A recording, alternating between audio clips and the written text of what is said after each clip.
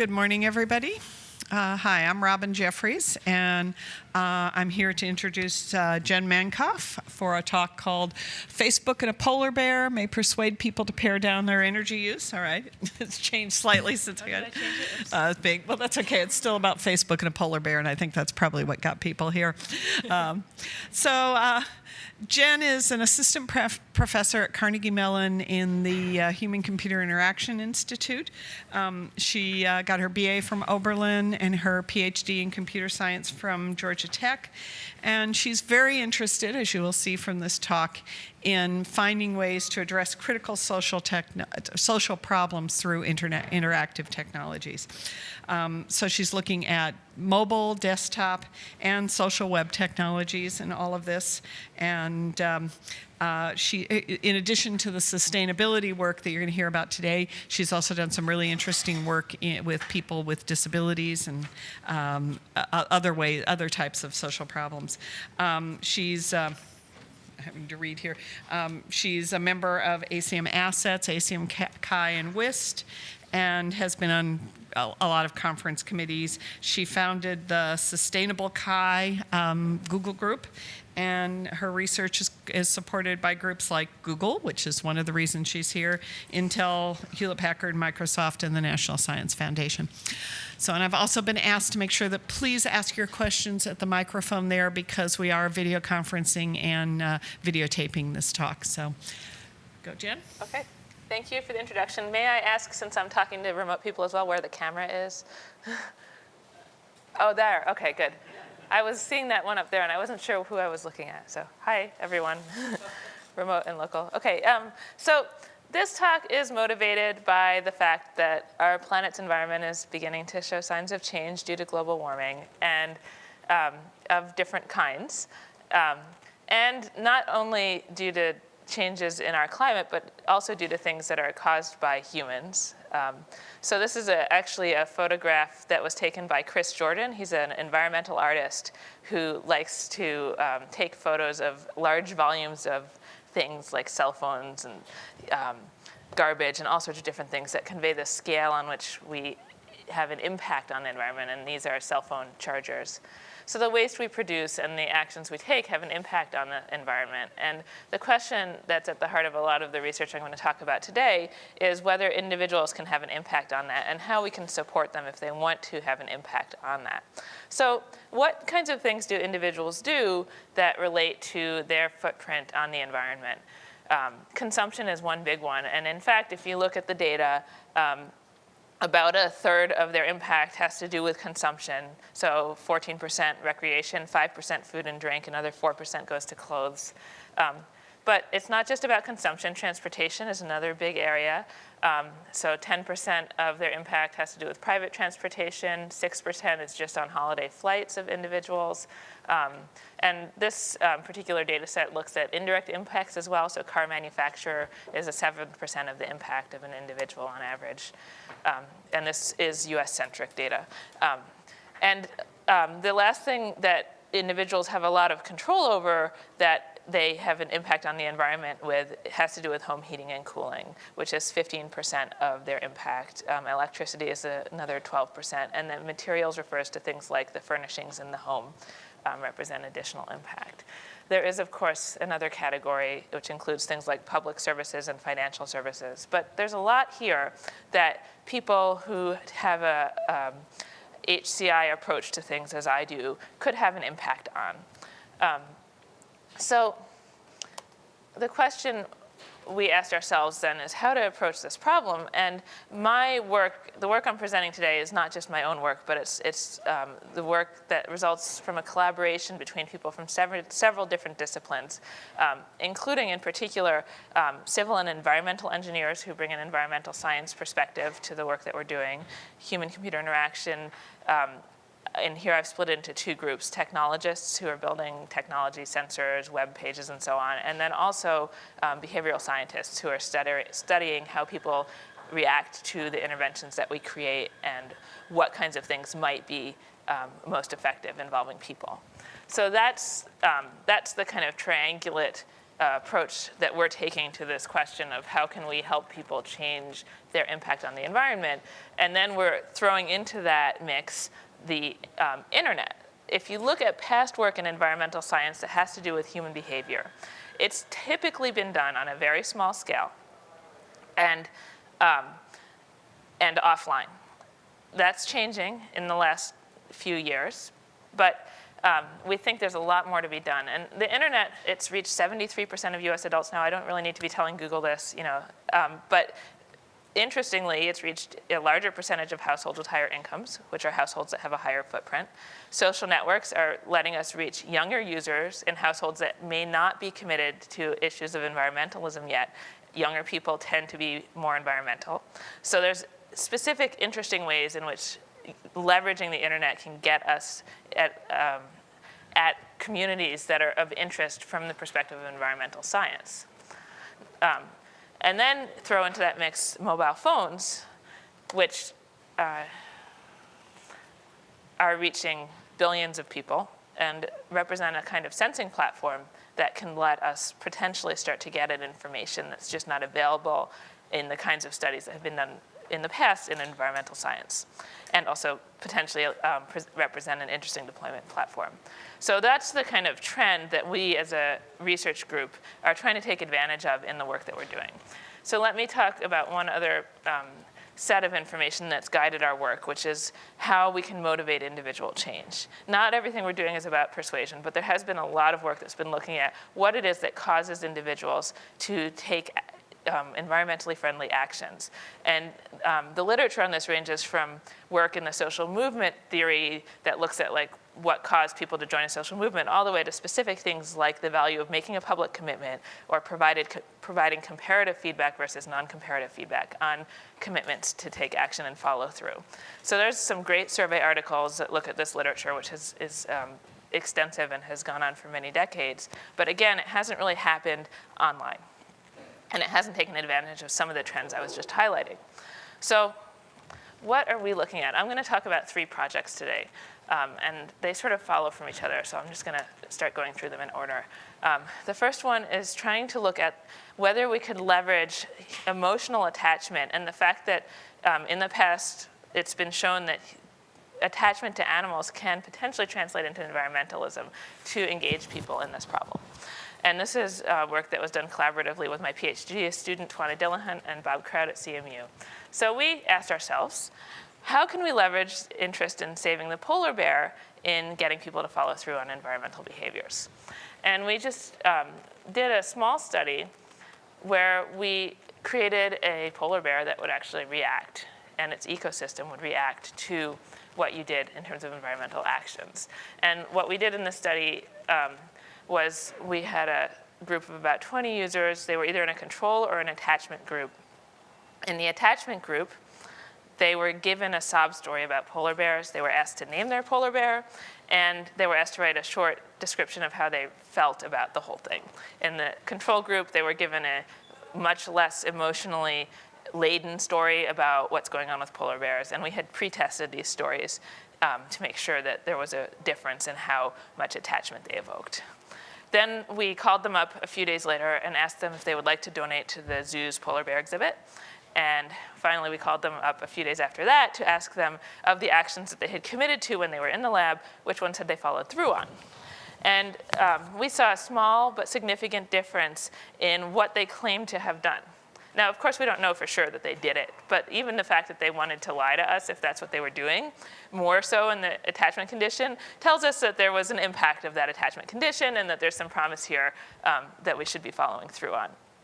So that was one of the early pieces of work that we did on this project that was starting to try and look at how the message affects, how the medium through which we convey the message, this iconic, reactive kind of polar bear affects people's response to what we're trying to do. So what we're trying to do next, and I'm referring to stuff I'm actually still to talk about, is we want to compare this to a much less laden representation. It's simply a bar chart of behavior. We want to start integrating it with a website that I'm going to talk about shortly and put this up on Facebook. We want to explore the effects of other iconic symbols besides polar bears and see whether there's something about the polar bear that's special or not, whether it has to be an animal, things like that. And we want to look at viral effects. So that ecosystem produces babies. When you get a baby, we encourage you maybe to give it to your friend and see if that helps support spread of an application, for example. And finally, we're interested in what happens when you start to take that bear with you. And I'm calling that the Tamagotchi effect because the traditional Tamagotchi is a Japanese toy that's a portable toy that shows an animal that you interact with to keep it alive and happy. And so similarly, if you can imagine moving this onto a mobile phone, for example, and it starts to be with you, you may feel a different kind of responsibility towards that bear to take actions that will help it respond. So those are some of the kinds of things we want to look at as follow-ons to this work. So that's an example of an almost purely behavioral project. But most of the work that we're doing is much more multidisciplinary. And as an example, I'm now going to talk about StepGreen.org, which is a website that we're hoping to use. And this is a project that has like 6 faculty members on it and several PhD students. It's sort of the umbrella project for a lot of the other things we're doing, so I'm not going to try and introduce everyone. But what the goal of the website is to leverage popular places or places that people go frequently to try to create a community of change around issues of taking green actions.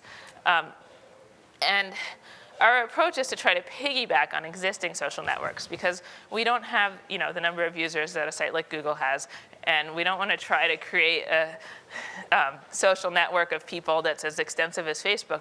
What we want to do instead is try to piggyback on those existing places so that even if we just have 1 or 2 users from a given group of social group, we can still leverage the fact that that social group exists to help induce more participation in our site. So this project allows us to then bring in issues of sensing and self-reporting to look at how we can tie in the polar bear, to look at how we can tie in a lot of other projects as well as we increase our deployment. So let me talk about specifically what we've done so far with StepGreen. The image that you see on the page here is a Facebook page. It's showing our polar bear ecosystem and a suggested action. It goes on the profile page. We can also easily send information to a person's news feed or mini feed, that another form of public participation, and then we can do different things in terms of what we feed back to you to encourage you to then come back to our main site, which I'm showing now on this slide. And the main site is the place where we actually have actions. We have about 60 actions filled out right now. For each action, we have a title. We have information about its impact in terms of dollars in CO2. We have information about how we calculated those impacts that you can get to, and then you can commit to it. And then at later times, you can come back and say whether or not you've actually fulfilled those commitments. And we used extensive HCI techniques to develop that list of actions, including a card sorting exercise and interviews and other things to try to come up with the right list of actions.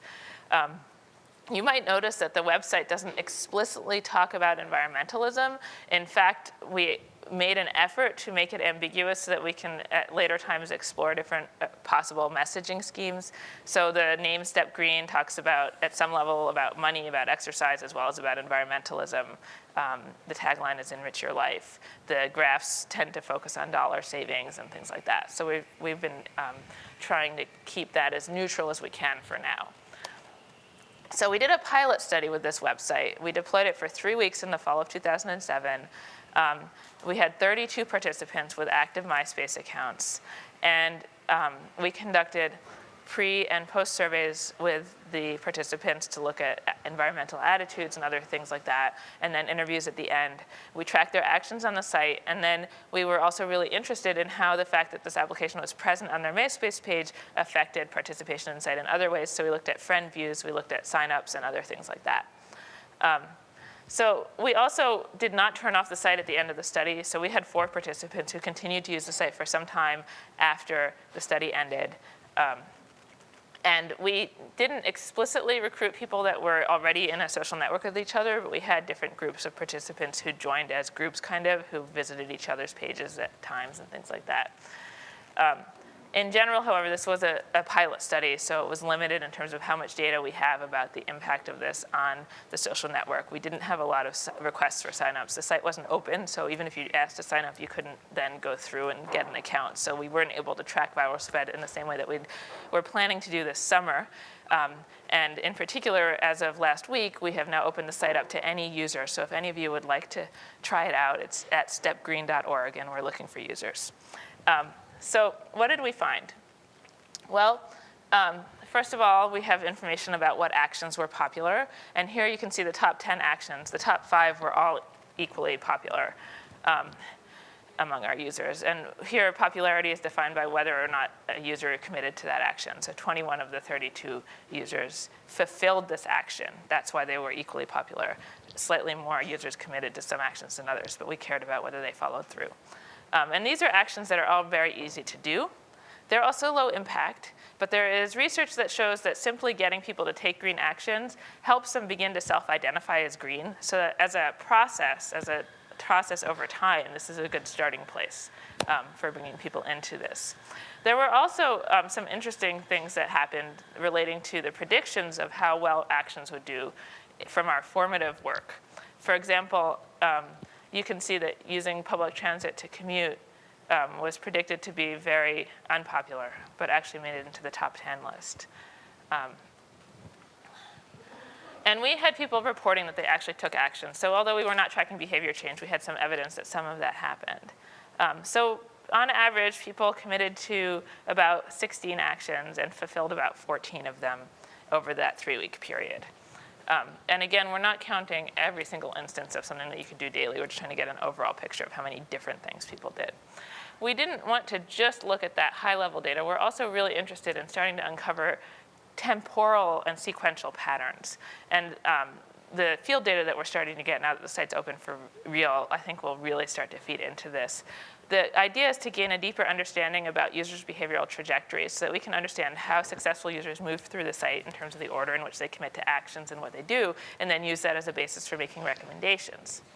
So this just shows the red is commitments, green is fulfillments, and so this gives you a sense of how a lot of commitments happened up front, and then those are spread out over time at a lower frequency, whereas the fulfillments happen pretty regularly. Some of this is an artifact of our study design. We did require people to visit their MySpace page once a day or twice a day, I think, during the study. So we were looking for active MySpace users, but some of the people who joined the study were just really thinking that they weren't active MySpace users, but instead that they were just supposed to visit our site twice a day. So that's still, it tells us that they were moving from committing to fulfilling, and that was a good thing to do. And we did not require that they participate in the site at all.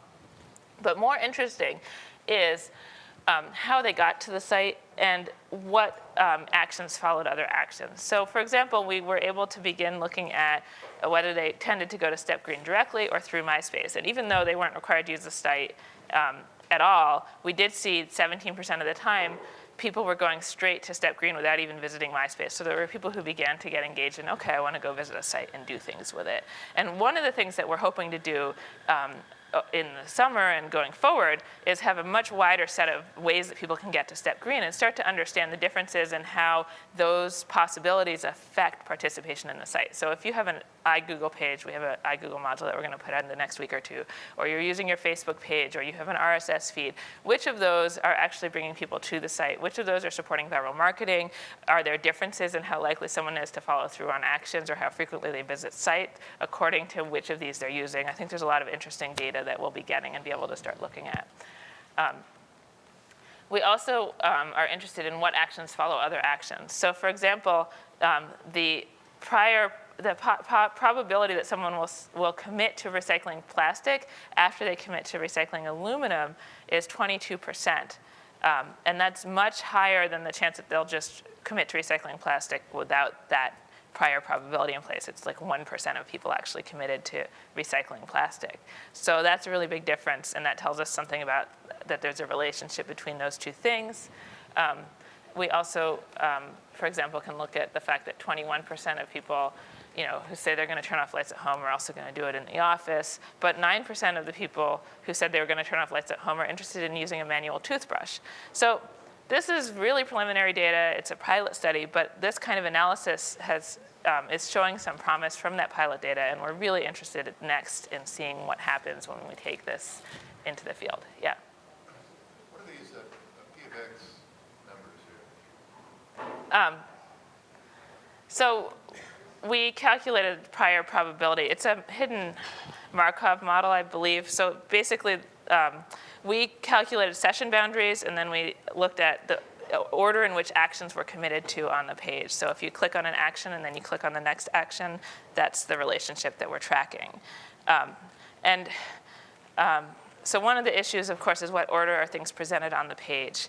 And that's something that we did not include in this analysis, but we're planning on gathering the data to correctly include that in future analyses.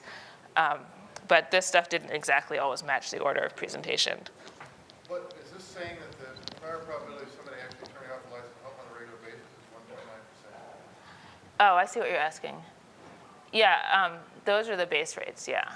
So it was, that's just a prior probability that they would commit to doing that action. Right, I mean, so we had duplicates of some actions. There were some issues with that may have affected which action someone was likely to commit to that had to do with lights, for example. So we were trying to get a sense of which presentation of the action affected participation. So some of our actions weren't exactly identical, and that hasn't all been addressed in this analysis yet. So there could be more than one way to commit to doing the same thing, kind of. But we're not trying to claim that this data should be a basis for deciding that that's an action no one wants to do. We're just trying to show that these relationships are of value to explore further. Does that distinction make sense? This is preliminary work that's only been in process for about a year. So we're in a small group. So there's definitely a lot more to be done in terms of making this data useful to generalize out of and take action on, but it's setting the scene for how we're going to approach this problem in the field right now.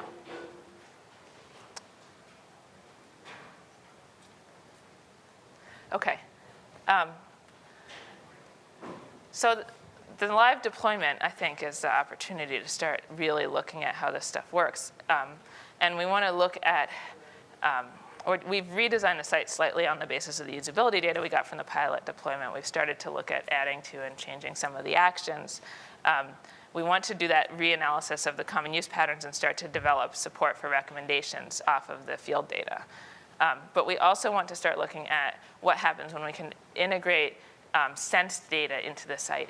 So can we get information automatically about your utility usage, about your transportation usage, shopping and food even? And how do we visualize the ambiguities in that sense data? How do we deal with the ambiguities and inaccuracies in self-reporting?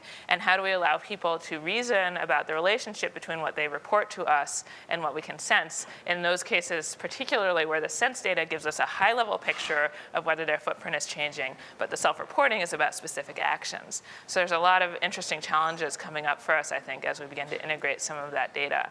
And of course, we're trying to do it in a way that can scale up, because that's a big underlying theme in this project, is trying to support this stuff, not on the level of a study with 1 or 2 or 10 people, but to get it out there on the website, on the web, and start to see what happens when a lot of people participate.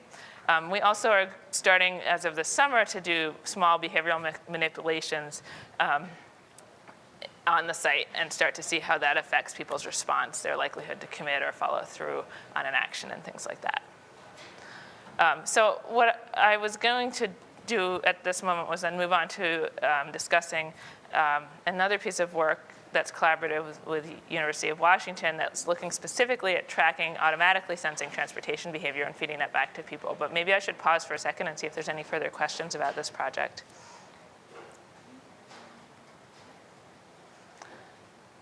I can also keep going and take questions at the end. Yes?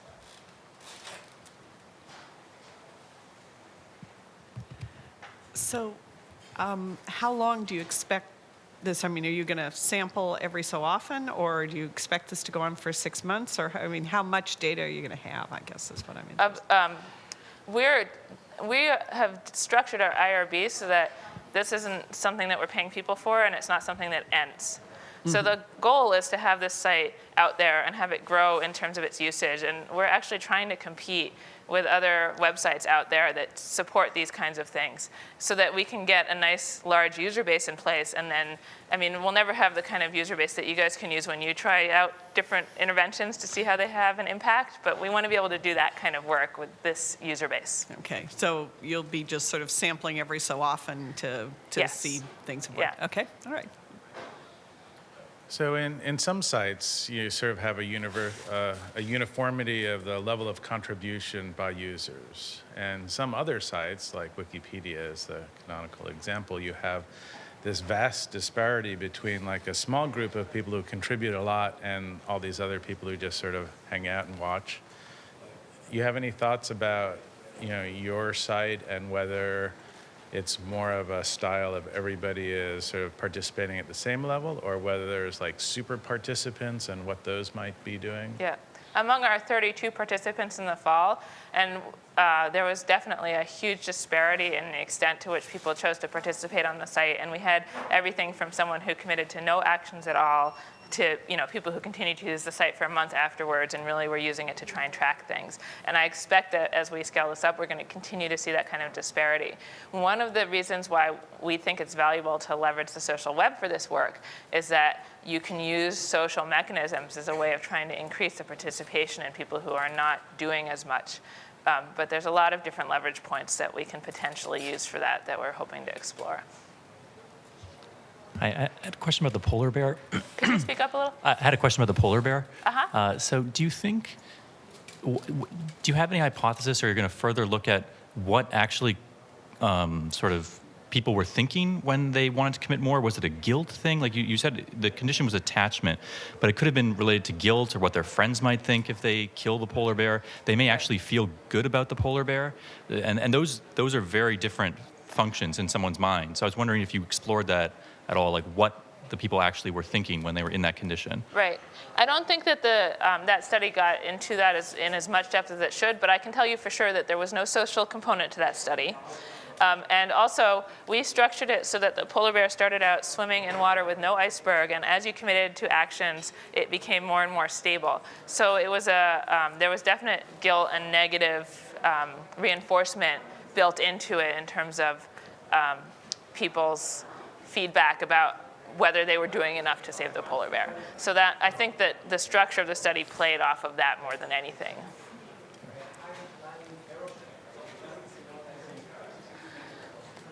So the reason I threw in all that stuff about the recommendations and starting to try and look at those kinds of trends is that was a big part of what was part of the proposal that Google funded, and I wanted to give you guys some information about what we'd begun to do on that. Right now I'm going to switch to talking about a project that's currently unfunded, but I think it's an exciting piece and next step of what we're trying to do.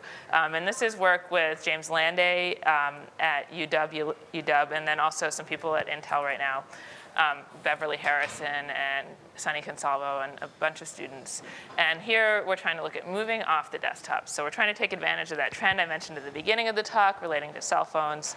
And in particular, these cell phones are ubiquitous. They can give us access not only to in-place sensing, but also in-place feedback. And the background of a cell phone can function as a kind of ambient display because people look at it so frequently, through which we can get feedback to people frequently. So that's complementary to the value of putting something up on your Facebook profile page. If you visit Facebook frequently, that you get one kind of frequent feedback. The cell phone provides a different kind of access to a different group of users. So what we leveraged to do this work was automatic capture of common transportation actions. And the sensing was done by the mobile sensing platform out of Intel called the MSP, which can differentiate between walking, bicycling, or riding in a vehicle. We then had a survey that was triggered that would help differentiate in the vehicle case between bus, carpool, and train. And this was designed sort of as a follow-on to some of the work that Sunny Consalvo had done regarding to fitness, but focused more on the energy. And there are some really interesting differences, of course, between energy and fitness, including the fact that the benefits don't necessarily accrue to one personally. So we wanted to see if this was a viable concept. And this is the design. Right here you can see a tree. We also had a polar bear version. And the tree would respond and display rewards by growing leaves and eventually flowers and then apples. to green actions. We also showed feedback about the currently sensed action, the most recently sensed action. And here we would show feedback about the personal benefits of the action. So we would highlight that it could save you money or give you exercise, give you time to read, or was relaxing, things like that. So we also sensed walking, and we have an icon for the bus, an icon for public transportation, and then, of course, the polar bear version. And here's an example of the kind of sequence that was present in each case. The tree gets leaves and apples. As I said, the polar bear ecosystem grows and becomes more productive in terms of food and ice space and family and all of that. And then there's northern lights at the end as an extra kudo if you get all the way to the end. So this was implemented using work by James Landay and Yang Li, which was the activity server work, and then also the ESM work that came out of Intel. And we basically could deploy to about 12 participants due to the number of MSPs available. So we did that, and we deployed to them for a couple of weeks, and we also had the research team using the system.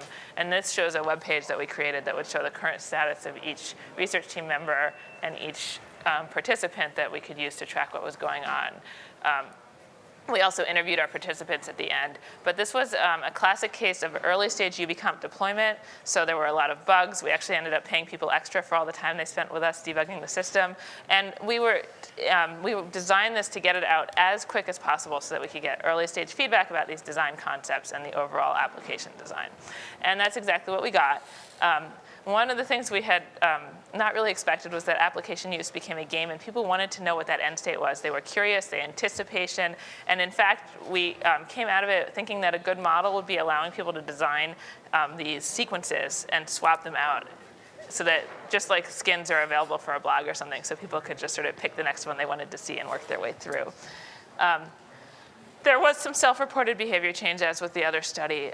And we also asked participants about the social aspects of this application. We did not design social stuff into this any more directly than we did into the website deployment, but we wanted to find out about what happened so that we could get the input we need to actually design the social side of this appropriately. And we did find that we had a couple of husband-wife couples and things who would compete around this, but we also found that people were showing it to their friends. And the interesting thing that came out of that was sort of an interest in social recommendations. So recommendations in general were something people wanted more of. They wanted to see numbers about how much they saved, but they also wanted to see something that would tell them, you know, this trip you just took, you could have taken it by bus. It would have taken 5 minutes longer and maybe saved you this much money. Or you could have taken it by bike. It would have taken you this much longer and saved you that much money, things like that. Or, you know, everyone else who does this commute, 30% of them are doing it with the bus now. Join the crowd. You know, those kinds of recommendations seems like they would be really valuable in the context of this system. So we want to also combine this with StepGreen.org so that what we track about your transportation behavior can be fed into the social website and can also be fed into those actions that you've committed to. And this will be a first opportunity for us to start looking at the issues of inaccurate sensed reporting versus inaccurate human reporting and how to display both appropriately in the visualization. And we also want to start increasing the scale of the deployment of both systems. And we've actually been looking for like nonprofit partners that want to run competitions around these kinds of things. We also want to look at engaging neighborhoods and cities, maybe working with an apartment building owner to get a whole building of people engaged in the StepGreen website and see what happens with that, and start doing behavioral manipulations in the field. So I've sort of moved outside of just ubgreen and the mobile tool now to talk about the overall movement of the project. But those are some of the things that we're moving towards doing. So that's the conclusion of the talk, and I'll take more questions now.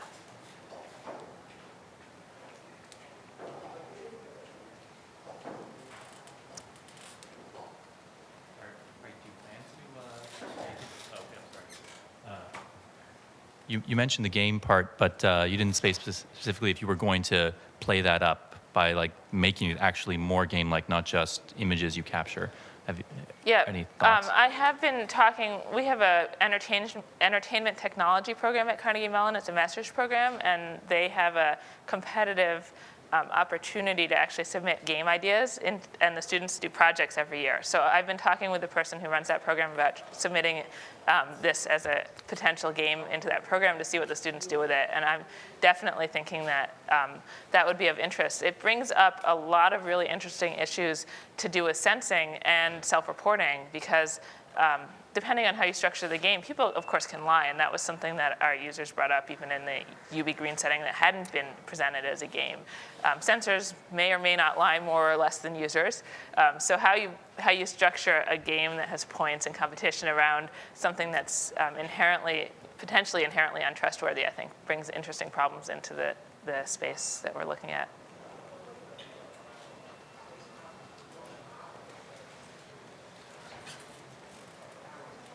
It seems a lot of the activities that you're trying to support here are individuals working individually, but sharing knowledge and information.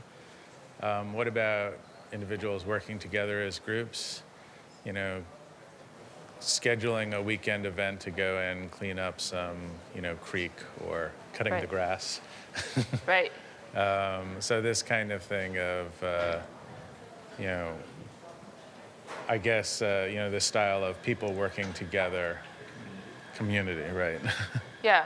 So it's funny, giving this talk, it's hard to draw the line between talking about everything I would like to do with StepGreen as a project, assuming we get all the funding and resources in the world, and what's next steps. So the next step answer to your question is that it's very likely that we're soon going to add discussion groups to the site, and that's a form of collaboration that's limited, but will allow people to, we want to start looking at issues like, does it make more sense to have discussion groups tied to a neighborhood so that people can start talking about who's the best contractor to do this action for me, or what's the best way to accomplish it right here where I live, versus having them be sort of broader across the site, and then you might see different kinds of discussions and arguments come up. So I think that's one way that we're maybe going to look soon at the question you're asking. More broadly, I submitted a proposal not long ago, unfortunately it wasn't funded, to look at how we could engage whole neighborhoods in these issues, and I think there's tons of really interesting stuff to be done in that. We don't have an immediate plan to do it. Yeah, the place I've been actually thinking about doing that has to do with the sensing, because we've been torn. The original vision of this project was to let users suggest actions, and there's some issues with that, both in terms of whether those actions are going to be accurate, so how we vet them, and to what extent we have to vet them affects how many we can manage, and also it affects our visualizations and other things if they're not correctly calculated, or if they don't have all of the factors we need to know about. So we haven't allowed that kind of user input. The discussion groups represent not a wiki, but a kind of user input around actions. But the thing that I'm interested in maybe pushing further on with this has to do with sensing. So I want to create sort of a DIY section of the site where we can put up potential software or hardware solutions that will let you track an action and start to see whether people add to that and how they pick up on that, and whether that allows us to more easily get some of that out to our user population. And I think that there hasn't been a lot of work yet looking at DIY. I mean, Kristen Torrey did some with this, but there's some interesting things to be learned about how that functions in the process.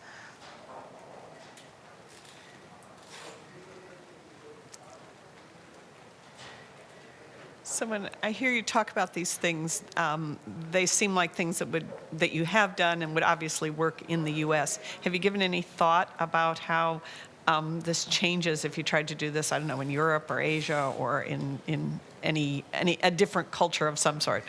Yeah, that's a really good question. I mean, even within the U.S., there's so many differences from place to place, even about what actions apply. Like, do you have an air conditioner? Do you live in a place that needs one? There's so many differences that it's a daunting problem to internationalize something like this. I'm personally very interested in looking at issues of sustainability in the developing world.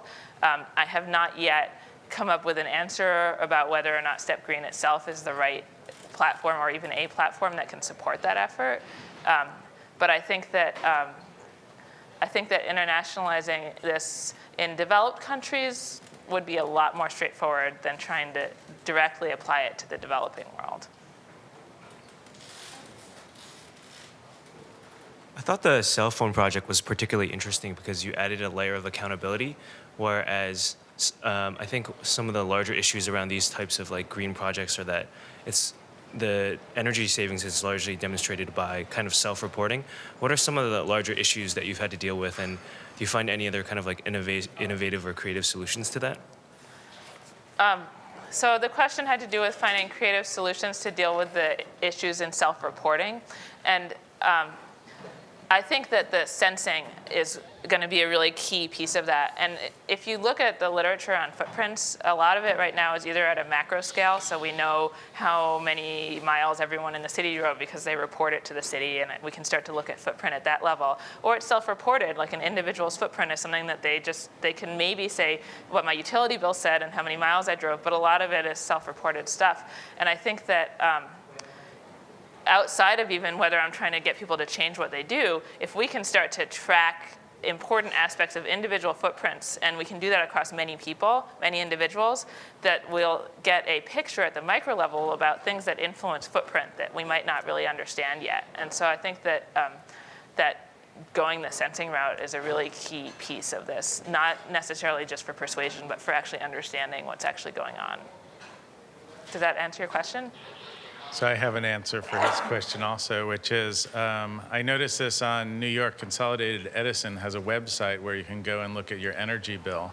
So it might be a nice feature to try and link, your site to these sites that have, the user's energy. So in a sense, you're delegating the sensing to the companies that, Yeah, that's a really good point. And a lot of the big impacts are things that, you can get through a utility company. You still don't get the microscale data necessarily, although that varies with the particular hardware that you have access to. There's been a really big impact shown in the literature of something as simple as like putting an ambient orb that shows pricing, not even what you're actually doing, but just pricing in the home. You can see up to like a 20% change sometimes in energy use in some of these examples. So the self-reporting is problematic, not only because of its accuracy, also because of the impact it's likely to have on human behavior in comparison to having hard data out there in the home. And I think that, that we need to include some of that in this project for sure. Hi. When you were talking about StepGreen, you were talking about leveraging social networks to disseminate the product. And I was wondering if you've given any thought to how you would disseminate a product like ubicomp, a cell. Right. Technology. Yeah, well, we're trying to make a version of it that does not depend on the MSP. So you have to either decrease the fidelity or accuracy of the reporting, or you need to increase the amount of human input that you need in order to get the data in that case. I think that you can also, my thesis work actually looked at ambiguity in sense data in part, and one of the things you can do is design interfaces that depend less on having accurate data. So for example, imagine if every time I took a trip, my cell phone popped up a screen. It's very easy using even just GSM tower data to figure out where I went approximately, right? So my cell phone could then pop up a screen saying, what are the bus lines, what's the bus line that traveled this distance at the time closest to the time you did? How long would it take to bike this distance?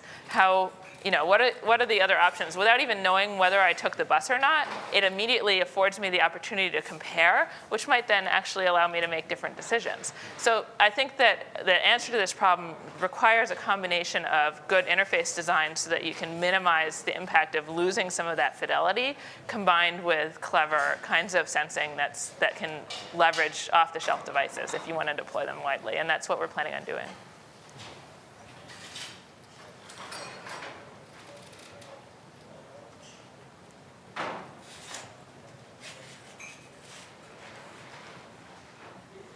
Do we have any questions from the remote sides? I believe there's somebody out there. Yeah, can you hear me? I have a question. Yes, we can hear you. Hi there, it's David in San Francisco. You mentioned briefly the idea that by getting people to take small actions, you can lead them down the path toward supporting environmental causes and moving on from there. I'm curious as to your thoughts on that, because of course the counter argument is that if you have someone commit a very small action like not using an electric toothbrush, that you actually haven't really made much progress, but you might fool someone into feeling like they've done their part. Yeah, I think that there's good arguments on both sides of that issue. And the thing that influenced me in the direction I went was really looking at the social movement theory literature, which has involved ethnographies mostly of different movements. There's a really interesting series of ethnographies that were done in Switzerland, and there's obviously a lot of work that's looked at, the civil rights movement and stuff like that. And there are definitely a variety of factors that get people engaged in change. And why social movements? Because I think that, it's clear that part of this problem has to do with laws, with policy, with things outside of individual action. And getting people socialized to the issues may change their contribution to some of those other things, like what they vote for, even though that's not a direct action of the site. So that's getting outside of the realm of what we as behaviorists can easily measure and prove. But the literature shows that socializing people to an issue is one piece of what gets them to engage in a social movement. Having a good leader, having a co-located place to meet, having it be part of their daily life are other factors that are also important. We can't do all of those, but I think there's value in experimenting with this. And it's not necessarily the only or the best answer, but it's a start. Any more remote questions or people here with more questions? So, well, I want to thank Jen for a really interesting talk, and thank you all for coming so early in the morning.